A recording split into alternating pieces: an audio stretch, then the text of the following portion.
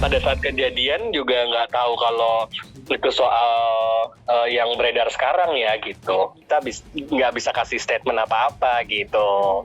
Itu sih, dan tindakan kami pada saat kejadian itu kan hanya meredam keributan gitu loh. Jadi kita nggak tahu yang mana ibunya, kita juga nggak tahu permasalahannya apa gitu. Intinya adalah pada di hari tersebut kita pengen pasien yang lain tidak terganggu, makanya kita ingin meredam keributan tersebut gitu. Karena kan kalau kita lihat videonya memang sangat ribut ya gitu. Jadi kita juga bingung nih, ini masalahnya apa gitu. Jadi itu tadi kita nggak tahu ibunya yang mana, permasalahannya apa, seperti itu. Harusnya masalah keluarga yang mereka selesaikan lah gitu. Kami dari Brawijaya memang kayaknya belum bisa mengeluarkan statement apa-apa karena kita juga nggak tahu masalahnya, kita nggak tahu siapa yang benar siapa yang salah gitu ya, karena yang kita tahu adalah adanya keributan aja di lokasi dan kita hanya pingin meredam keributan supaya pasien-pasien yang lain tidak terganggu gitu.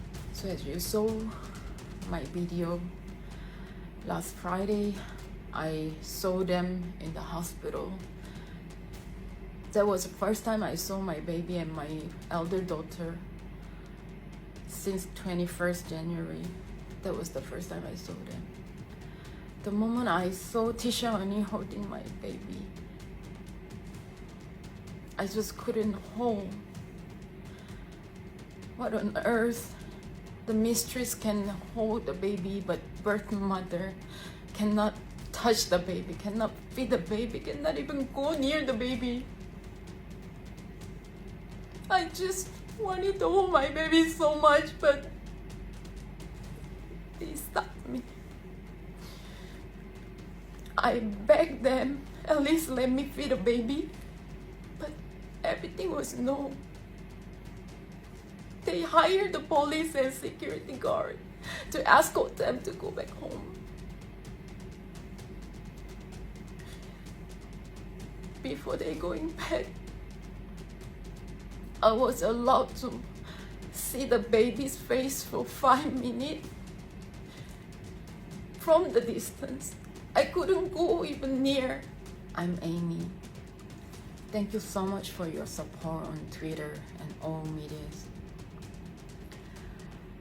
I'm very helpless because my husband Aiden Wang and his mistress Tisha Ernie, they kicked me out of a family house. They took all our savings. Most importantly, they took away my 4 kids, including my 4-month-old full breastfeeding baby. I feel very scared. My husband is top guy in Dubai Port. Dubai Port, where Indonesia. He has all the resources and all the high connections. What am I? I'm nobody. I have nothing. I have a nobody. I don't know what they gonna do to me. I'm really scared. Back home in Paris, I just got the confirmation from your assistant, Mrs. Putri, that you are representing my husband and his company. Is it true? Please don't represent them. Please help me. Can't you see what I want is just getting the kids? Are you helping them for what? I just got shocked. Please help me, not them. Mrs. Hoffman, Mr. Hoffman, please.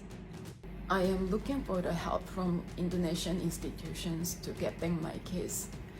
I have contacted the police, KPAI, Singapore and Korean embassy, but I couldn't get much help. I hope through this media exposure, they can help me to find some way to get back my kids, please. Kasus yang diajukan oleh seorang perempuan warga Korea yang mengadukan bahwa suaminya dan anaknya ini kemudian memiliki hubungan dengan seorang perempuan di Indonesia. Ini juga menjadi perhatian dari Komnas Perempuan karena ia kemudian menghubungi Komnas Perempuan melalui media sosial. Saat ini kami sedang berusaha untuk berkontak lebih lanjut sehingga bisa melakukan pendalaman kasusnya setelah menerima pengaduan yang ia sampaikan. Nah, terkait kasus serupa ini sebetulnya beberapa kali telah dilaporkan kepada Komnas Perempuan ketika perkawinan tidak berakhir dengan situasi yang baik ya, dan terjadi silang rebut anak gitu. Tetapi seperti apa sebetulnya dulu perkara kasus ini tentunya sekali lagi perlu menunggu hasil pendalaman kami. Tidak bisa kami jawab serta-merta karena kita perlu sama-sama memeriksa dulu kasusnya seperti apa. Saya bisa menjawab bahwa tidak bisa serta-merta karena juga ada kasus-kasus di mana misalnya pihak B ini tidak pernah tahu bahwa pihak yang lain telah punya pasangan yang lain atau belum selesai proses hukumnya atau mempunyai persoalan-persoalan lain dengan pihak utama.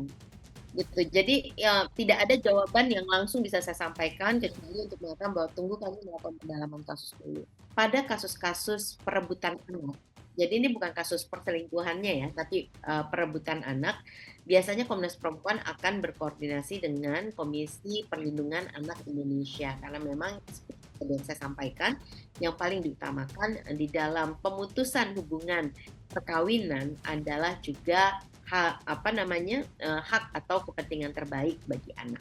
Nah, terkait dengan kasus perselingkuhannya sendiri, itu nanti bisa dilihat berdasarkan pendalaman kasusnya. Bisa jadi yang dihadapi adalah persoalan perselingkuhan yang bisa masuk ke dalam kategori kekerasan psikis di dalam undang-undang penghapusan kekerasan di dalam rumah tangga.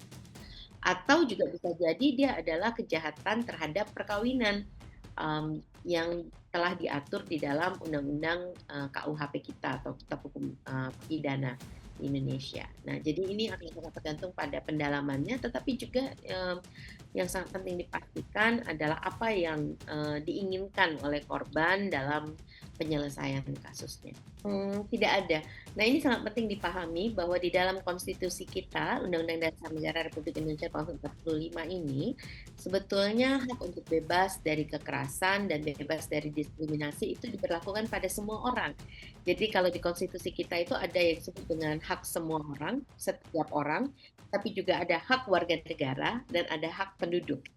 Jadi ini 3 hak yang sebetulnya dan juga bahkan ada hak komunitas ya, hak masyarakat, misalnya masyarakat adat gitu. Nah, jadi ini tentunya hal yang harus kita sama-sama upayakan agar ada pemenuhannya. Komnas Perempuan juga telah menerima beberapa pengaduan kasus sebelum ini terkait dengan warga negara asing. Tidak ada kalau dalam arti apakah akan mendapatkan perlakuan khusus karena dia warga asing, ini sangat tergantung dengan kasusnya dan karena juga undang-undang yang mengikatnya bisa jadi berbeda dan peraturan-peraturan yang ada. Tetapi jika yang dimaksudkan adalah keistimewaan tertentu, bagi Komnas Perempuan sih sebetulnya kami melayani siapapun yang datang. Tadi hari ini ya agendanya adalah perbaikan atau perubahan penambahan gugatan. Artinya karena ada kekurangan di gugatan tersebut, jadi agendanya hari ini adalah perubahan gugatan. Yang jelas ada perbedaan prinsip. Secara spesifik kan itu kan karena sidangnya tertutup untuk umum, yang jelas ada perbedaan antara keduanya gitu, sehingga mengajukan gugatan dari Ria Ricis. Rian belum bisa hadir hari ini, jadi karena harus ada promo film di beberapa mungkin di sekitar Jabodetabek dan itu sama sekali ya sudah terjadwal gitu ya. Itu hak mereka sebenarnya, saya nggak ada berkepentingan untuk menjawab ya, karena sekali lagi saya sampaikan tadi bahwasanya kita akan menerima apapun itunya, perbaikan kah, tambahan kah, atau penjelasan dari gugatan tersebut. Karena itu akan memudahkan kami juga untuk bisa menjawab dengan proporsional juga gitu. Artinya jangan sampai kami juga memberikan jawaban nanti mengambang juga, akhirnya nggak sinkron, nggak ketemu apa sih persoalan yang mendasar dari keduanya. Itu yang perlu kita bedah sama-sama. Tapi lagi-lagi saya nggak mau bicara substansi ya. Karena masih ada kesibukan, jadi nggak bisa hadir. Lalu kita sudah sampaikan bahwa saya hari ini penyerahan aja dokumen penambahan mengenai apa yang telah disampaikan oleh klien kita pada sidang perdana kemarin. Itu yang disampaikan oleh klien kita di dalam persidangan secara lisan. Jadi kemarin majelis hakim meminta untuk dibuatkan secara tertulis. Hari ini kita serahkan. Kami tim kuasa hukum, baik dari pihak kami maupun dari pihak penggugat, tentu harus berkolaborasi, apapun itu bentuknya. Baik untuk kepentingan klien kita masing-masing, juga berusaha untuk menjembatani. Mudah-mudahan masih ada peluang dan jalan gitu loh. Agar ini bisa selesai, tidak perlu sampai dengan proses pengadilan selesai. Oke, proses pengadilan selesai itu tidak perlu diserahkan kepada hakim untuk memutuskan apakah ini cerai atau tidak gitu loh ya. Jadi itu masih kita upayakan teruslah. Maksud kami dengan pendekatan ini paling tidak ada komunikasi gitu loh. Apa sih dari pihak sebelah yang diminta, kemudian dari pihak kami juga menyampaikan apa sih kira-kira yang bisa menjembatani itu semua.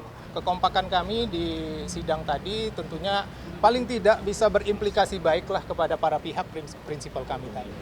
Mempertahankan keluarga, ya itu kan bisa ditanyakan ke bersangkutan lah, jangan ditanyakan ke kami. Kalau kami kan posisinya sudah di pengadilan gitu. Sejauh ini yang kami tahu prosesnya kami kan di persidangan.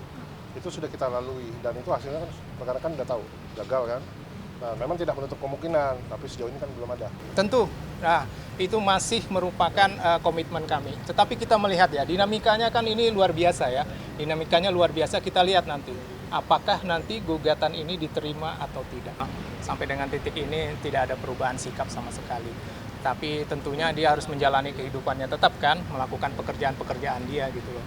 Dan untuk urusan di pengadilan, Rian sudah mengamanahkan kepada kami untuk menyelesaikan dengan sebaik-baiknya apapun itu situasinya. Dan agenda selanjutnya secara e-litigasi atau karena perkara didaftarkan secara e-court, maka program selanjutnya atau agenda selanjutnya yaitu e-litigasi. Agendanya yang pertama adalah karena tadi perbaikan jawaban di tanggal 14 Maret 2024, terus replik di tanggal 18 Maret 2024, terus duplik di tanggal 21 Maret 2024 secara e-litigasi. Nanti offline-nya atau di sidang ininya maju ke ruang persidangannya dengan agenda pembuktian di tanggal 25 Maret 2024. Itu mungkin teman-teman media juga udah tahu ya.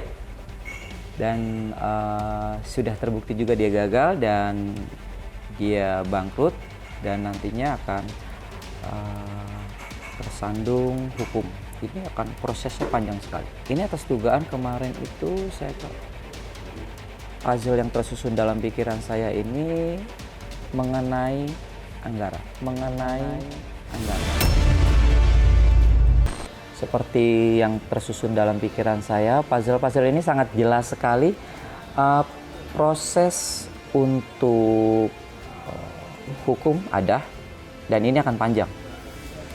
Dan endingnya pasti ada. Ini akan panjang, prosesnya akan terus-menerus dan nanti akan satu persatu dia akan terbuka mengenai money. Hari ini kita membuka laporan polisi terhadap Saudara Vicky Prasetyo atas perbuatan dugaan tindak pidana penipuan terhadap klien kami dalam proyek mini soccer dan juga konstruksi jalan beton yang ada di Jalan Lingkar Tanjung Pura. Oke, kita tidak bilang penggelapan dana atau penipuan, dan yang jelas di sini banyak sekali sumber-sumber uang yang dia pakai. Kerugian yang dialami oleh klien kami sebesar 1.841.800.000 rupiah untuk 3 pekerjaan, 2 unit mini soccer dan juga 1 unit konstruksi jalan beton di lokasi proyek tersebut. Untuk saat ini yang saya lihat, yang tersusun dalam pikiran saya ini, ya artis ini mencoba untuk saya katakan dia untuk ya membela diri dan endingnya pasti akan ada antara perdamaian atau hukum. Ini di sini yang sangat jelas hukum. Sebenarnya kita udah terlalu menutup diri sih saya sebenarnya untuk hal-hal yang seperti ini gitu loh. Makanya mohon maaf kayak teman-teman mungkin ngejar minta klarifikasi saya agak sulit. Saya harus konsultasi dulu gitu. Semuanya tuh sekarang udah ada pendewasaan diri deh. Udah kita hidup tuh tertata gitu loh. Cuma ya kita mengendarai mobil yang nggak nabrak mobil ya kita ditabrak mobil kan. Nah kalau menurut saya ini saya ditabrak sama hak saya sendiri. Kalau menurut saya terlalu awal aja untuk menentukan seseorang dengan dihakimi seperti itu gitu loh. Sementara kita sendiri adalah kerjasama. Saya sebagai orang yang PT yang memiliki lahan tersebut, kemudian ada orang yang menawarkan diri untuk mengerjakan beberapa proyek di situ, salah satunya lapangan mini soccer internasional itu. Terus kita punya kesepakatan yang kalau memang sudah selesai baru ada pembayaran gitu loh. Terus tiba-tiba saya nggak tahu angka 1,8 itu dari mana, hasilnya apa, itu yang saya nggak tahu. Terus keduanya, tidak ada di dalam klausul perjanjian atau apapun yang saya harus membayar setiap progres perkembangan gitu. Misalkan termin gitu, makanya tiba-tiba langsung dibilang penipuan kontraktor gitu. Jadi artinya dengan pemberitaan yang mereka bangun, opininya jelas-jelas sangat merugikan klien kami, ya. Maka ke depan apakah kami akan mengambil langkah hukum atau bagaimana, tentunya saya sih nyatakan harus. Tapi nanti akan dibicarakan manajemen Gladiator tentunya apakah laporan ya kita akan melaporkan dugaan adanya pencemaran nama baik dikarenakan apa yang disampaikan, apa yang narasi dibentuk oleh pihak mereka itu tidak bersesuaian dengan fakta-fakta yang ada. Memang di sini sebentar. Ya, yang tersusun dalam pikiran saya, puzzle yang tersusun dalam pikiran saya di sini, artis ini memang sangat menggebu-gebu sekali untuk menjadi orang atau caleg yang terpilih. Dan di sini dia, kita bilang tidak mengalahkan segala cara ya, tapi dia ini mencari sumber-sumber untuk memenangkan itu semuanya, atau sumber-sumber dana.